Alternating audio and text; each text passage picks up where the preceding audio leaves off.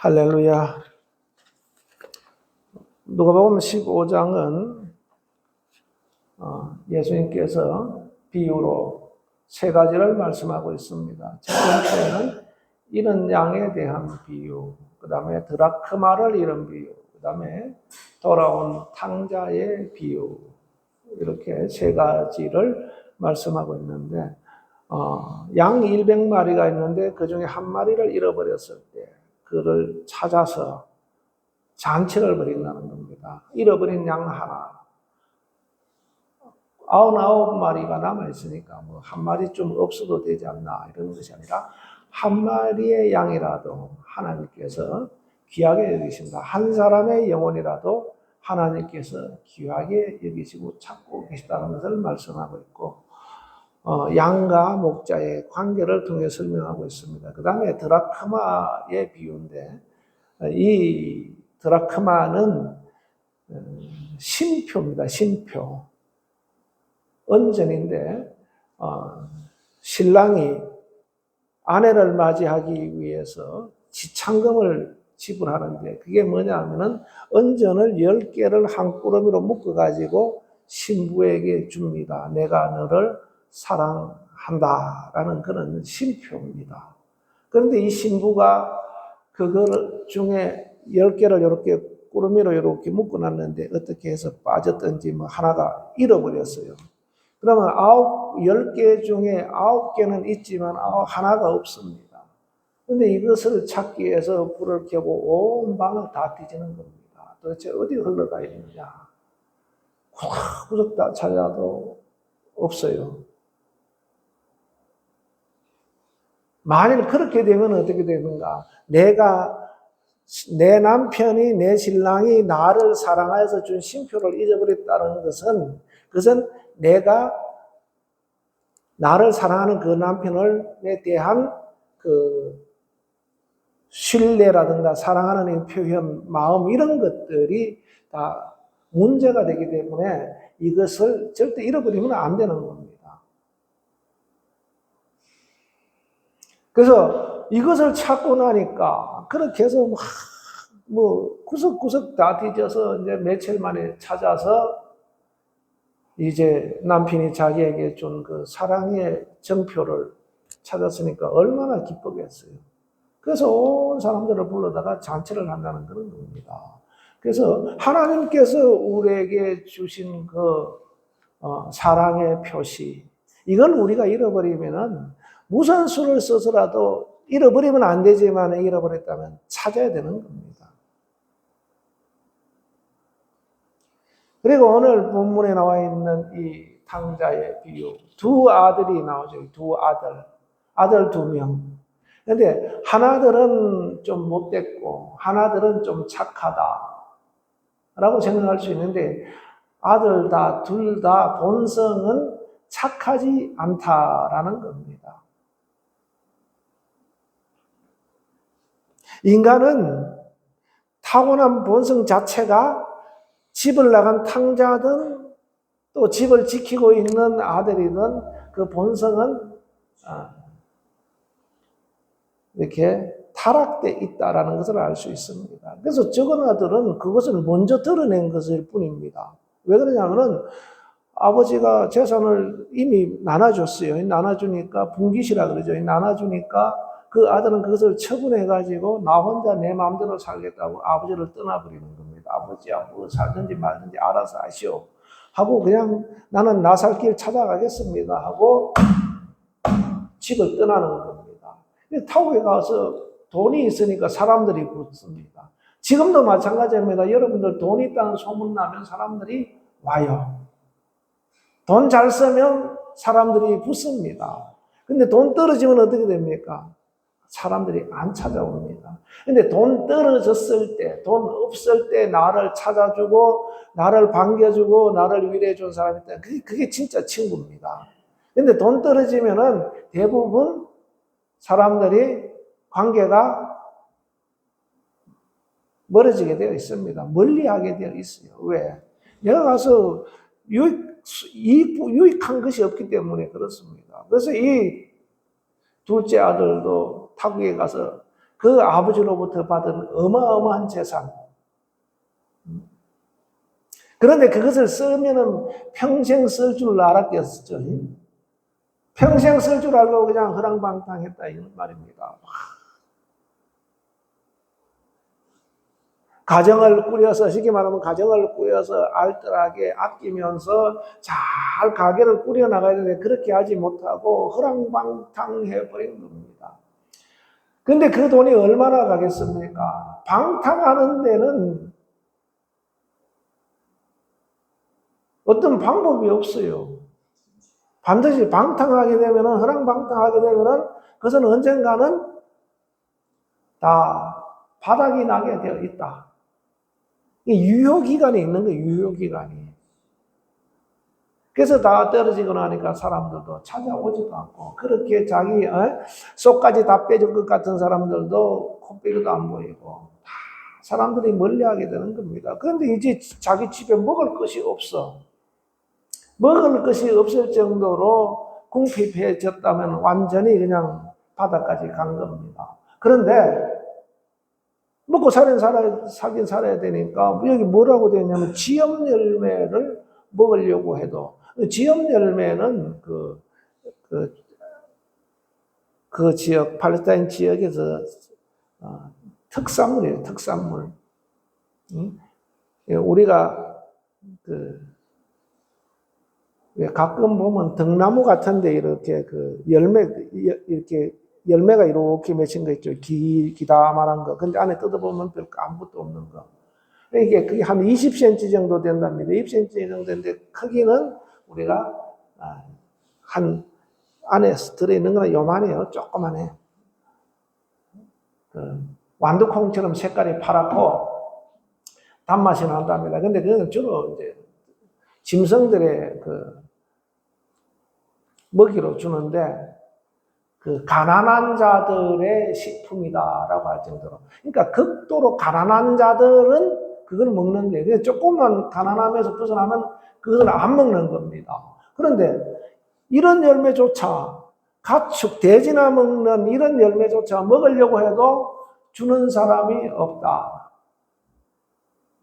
그래서 그때 이제 정신이 드는 겁니다. 정신이 드는데, 내 아버지 집에는 우리한테 재산을 그렇게 나눠줬지만은 그래도 거기에는 참 사람들 모성도 부리고 하인들도 있고 재산이 먹을 것이 풍족하고 넘쳐날 텐데, 내가 아버지께로 돌아가게 되면은 내가 이제 살 길이 있을 텐데.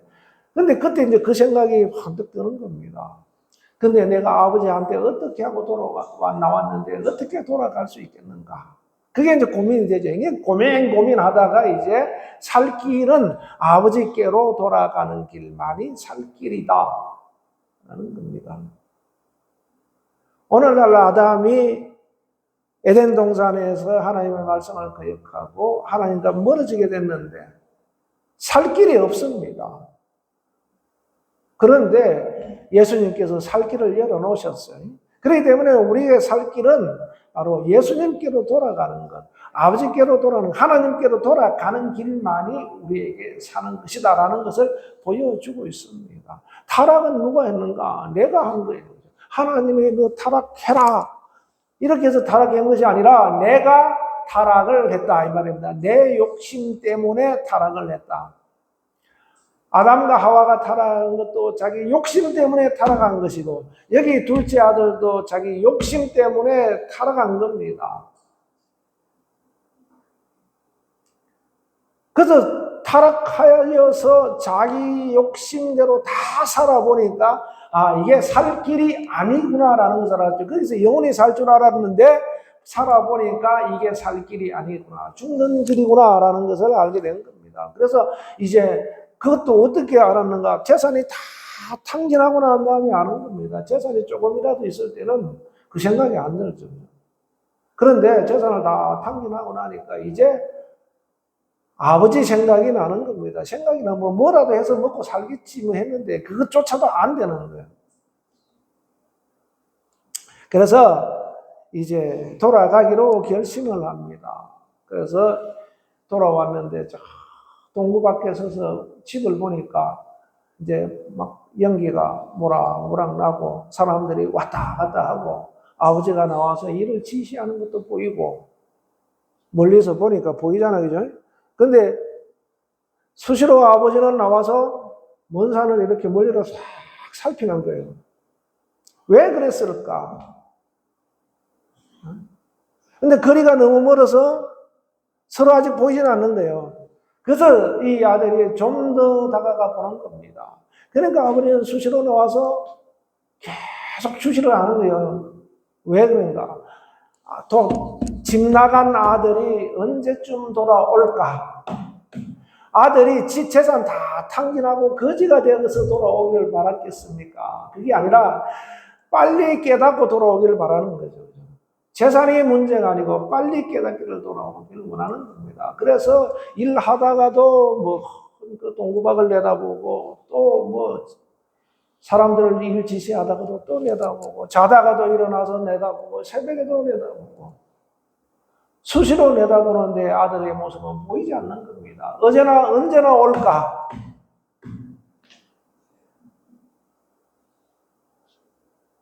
우리나라에도 그 집 나가는 가출 소년들 많죠, 그죠? 부모들 얼마나 애타겠습니까? 언제 돌아올까? 잃어버린 아들이 있잖아요, 잃어버린 아들. 이렇게 전단지 붙여서 이렇게 광고도 하고 하는데, 언제 그 아들이 돌아올까? 엄마, 아빠하고 그냥 문 열고 들어올 것 같은데 안 들어온다, 이 말입니다. 근데 이 탕자도 나갔는데, 아버지는 기다리고 계시는 겁니다. 언제 돌아올까? 언제 돌아올까? 오늘도 돌아올까? 또 내일도 돌아올까? 그런데 참 멀리서 뭔가 수상한 모습이 포착되는 겁니다. 자꾸 왔다 갔다 하고 아른거리고. 저게 누굴까? 이게 머릿속에 딱 스치는 게 있죠, 그죠? 아, 저게 내 아들 아닌가?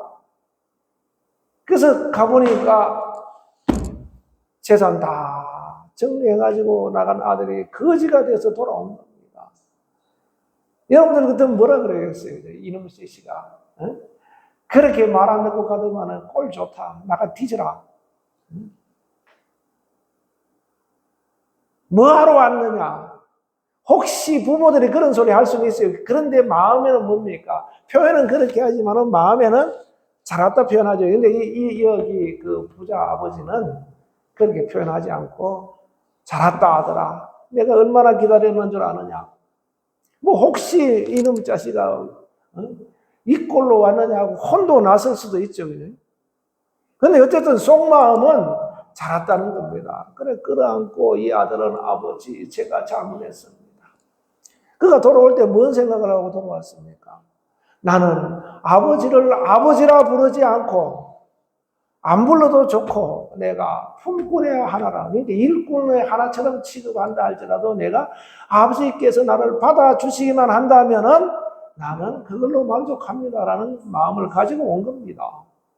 근데 아버지를 만나니까 아버지가 어떻게 대접하냐면 옷을 새로 싹 갈아입히고 살찐 송아지를 잡고 잔치를 벌이는 겁니다. 온 동네 사람들 다 모아놔가지고 여러분들 내 아들이 돌아왔습니다. 이는 죽었다가 살아온 겁니다.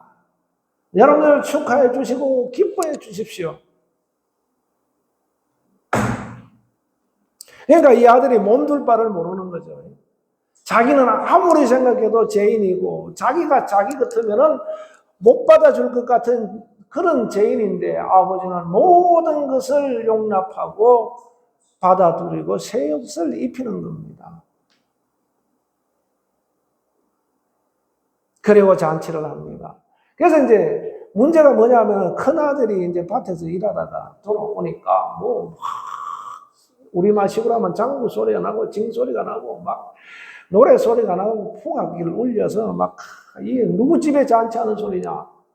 뭔 소리냐? 하고 물으니까 당신의 동생이 돌아와서 아버지 주인님께서 잔치를 베푼 겁니다.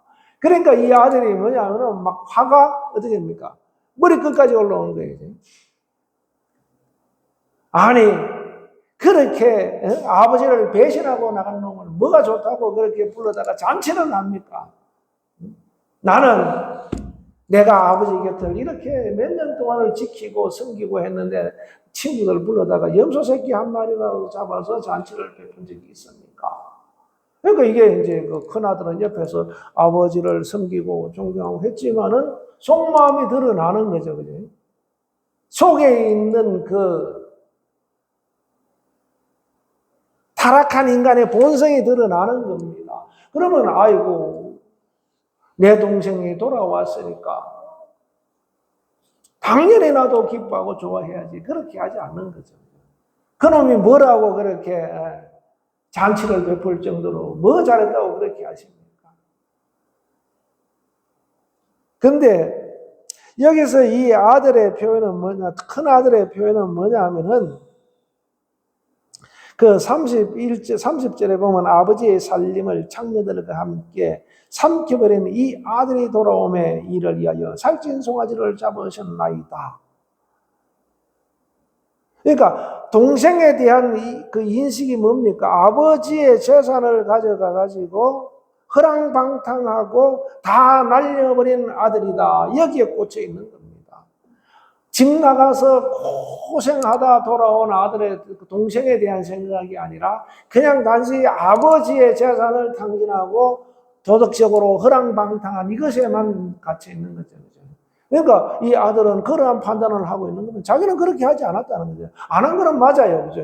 그런데 이 돌아온 동생을 동생이라 그러지 아니하고 뭐라 하냐면 이 아들이라 이렇게 표현하거든요.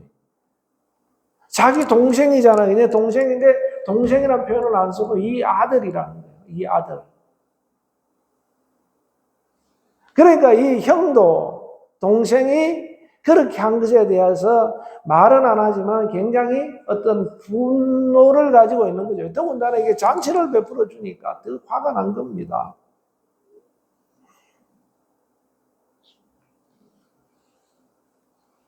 그래서 이 아버지는 하나님을 가리키고 있는 것이고 타락한 이 둘째 아들은 바로 그 이스라엘에서 당시 죄인이라고 손가락받는 세리들이나 죄인들이나 이방인들처럼 이런 사람들이죠.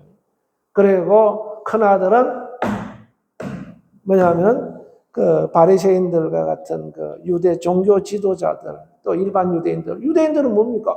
우리는 그렇게 하지 않았다. 우리는 계명 잘 지키고 우리는 하나님 잘 섬겼다. 그런데 왜 저들을 구원해 줘야 됩니까? 이 말이면 마찬가지죠.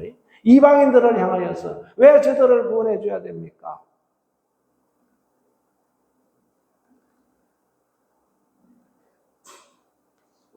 그래서 이 큰아들이 겉으로는 착실한 것 같지만은 겉으로는 선한 것 같지만은 속에는 타락한 본성을 가지고 이런 상황이 됐을 때 그대로 표출되는 것이죠.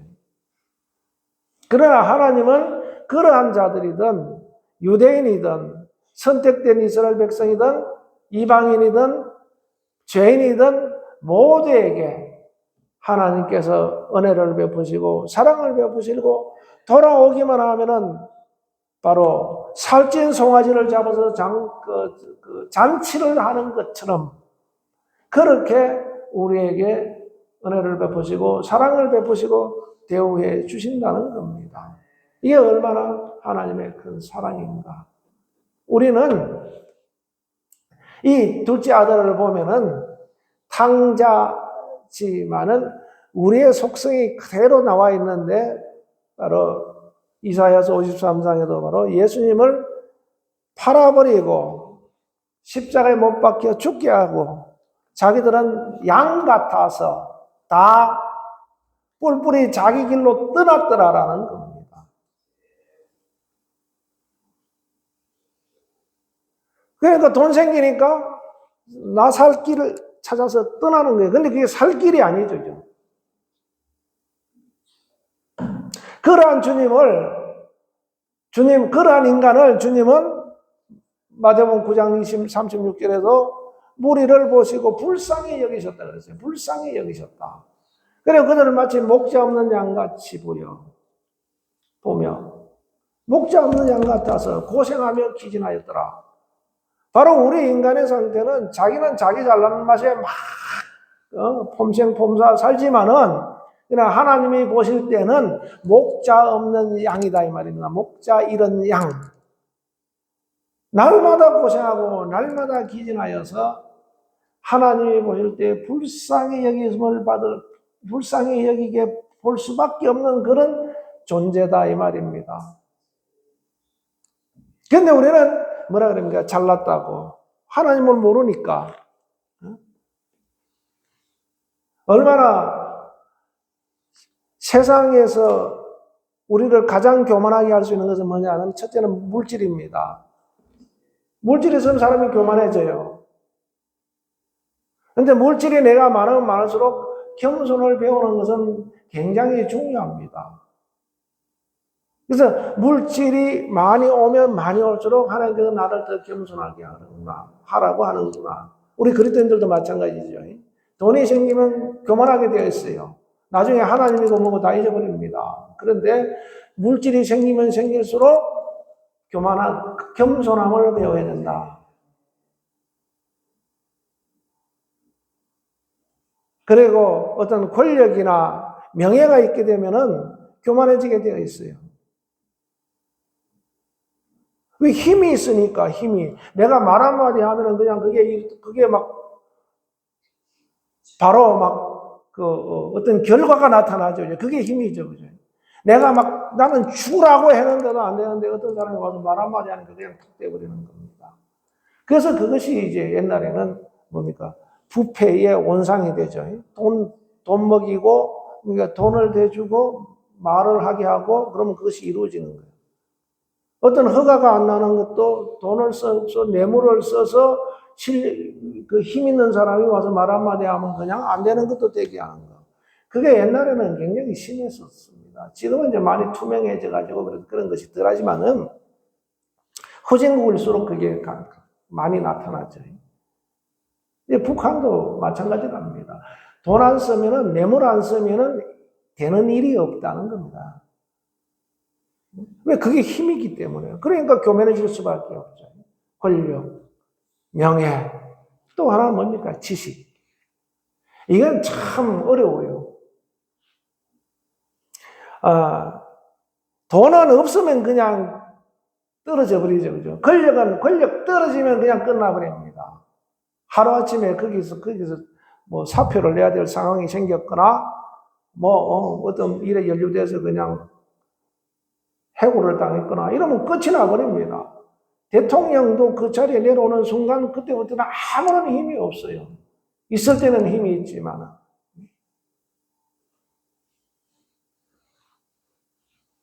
또 돈 떨어지는 순간 아무런 힘이 없어요. 여기 탕자처럼 돈이 떨어지니까 지역 열매조차도 주는 사람이 없는 거예요.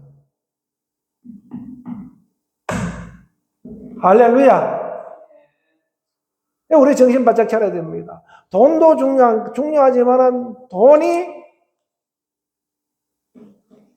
문제가 아니고 권력, 명예, 명예도 중요하지만 그게 더 중요한 게 아니다라는 겁니다. 더 중요한 것은 바로 주님이라는 거죠.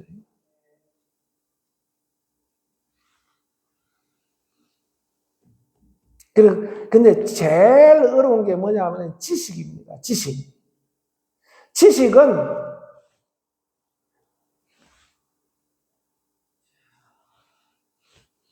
머릿속에 들어가서 쌓아놓으면 이게 없어지지 않는 거죠. 그렇기 때문에 이것은 겸손해지기가 참 어려워요. 그런데 이제 지식이 있는 사람은 그 지식이 또 겸손의 지식을 가지고 있는 사람은 또 겸손합니다. 그런데 겸손하지 않는 그러한 지식을 가지고 있는 사람, 이건 문제죠.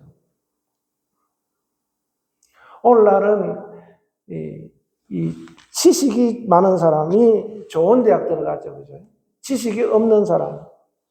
그러니까 지식이 많다는 것은 어떤 문제를 풀 수 있는 능력이 많은 거죠. 그러니까 그런 사람들은 저 좋은 대학 들어가고, 그렇지 않은 사람은 지방대학 가고, 뭐 이렇게 되는 겁니다. 그런데 중요한 건 그 사람들의 심성까지도 그렇게 되느냐라는 거죠. 지방대학이 지식은 좀 떨어져, 지혜는 좀 떨어져도 심성은 훨씬 더 좋을 수가 있습니다. 그러면 누가 진짜 참된 세상에서 말하는 선한 인생을 살 수 있는가? 그래서 우리를 이렇게 교만하게 하는 것들을 우리가 하나님 앞에 다 내려놓고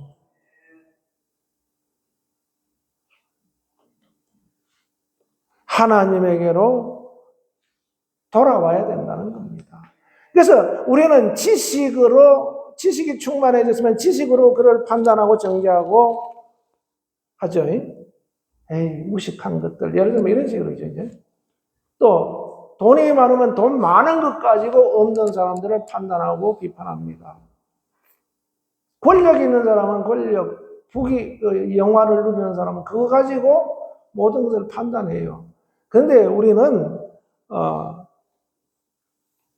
그렇게 판단할 자가 아니고, 그렇게 정죄할 자가 아니고, 대처할 자가 아니고, 편견으로 볼 자가 아니고, 바로 주님을 내세우며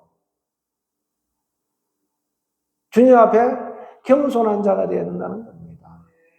이 탕자처럼 나를 품꾼의 하나라도 쓰시기만 하시면은 내가 좋겠사오니 나를 받아 주시옵소서. 받아 주기만 한다면은 그 재산 가지고 가서 교만 떨 때는 언제고 완전히 낮아진 거죠. 그래서 우리가 다 어떤 사람이 이런 부침을 겪어서 겸손해서 주님 앞에 돌아왔다. 그러면 인생이 참 힘들죠. 그죠? 힘든 인생을 사는 겁니다. 그런 과정 없이 그냥 주님의 은혜에 감사하고 그냥 겸손하게 예수 믿고 살아가면 그보다 더 큰 것이 그보다 더 좋은 길이 없죠. 그죠? 그런데 하나님 앞에 교만 떨다가 막 다 망가져가지고 그냥 아주 너덜너덜해가지고 거짓해가지고 주 앞에 와서 살려주시기만 한다면은 뭐 그런 사람은 또 그런 사람대로 은혜가 있겠지만은 우리는 그런 과정을 거치는 것보다 항상 그런 과정이 되기 전에 주님 앞에 겸손하고 또 주님 앞에 자신을 낮추고 하나님께서 우리에 대한 그 마음이 어떤가, 하나님 아버지의 마음, 나를 향한 마음이 어떤가 우리는 살펴야 되는 겁니다. 돌아온 탕자에게도 하나님 아버지는 그를 다 용서하시고 봤죠. 그죠? 또 큰아들에게도 내 것이 다 내 것이 아니냐. 그러면서 품습니다. 그래서 바로 이런 우리를 향한 하나님의 아버지의 마음, 얼마나 넓고 크신가. 비록 나눠준 부은 것을 다 탕진하고 그렇게 세상에 다 틀어버려도 그것을 받아주시는 그 하나님 아버지의 마음.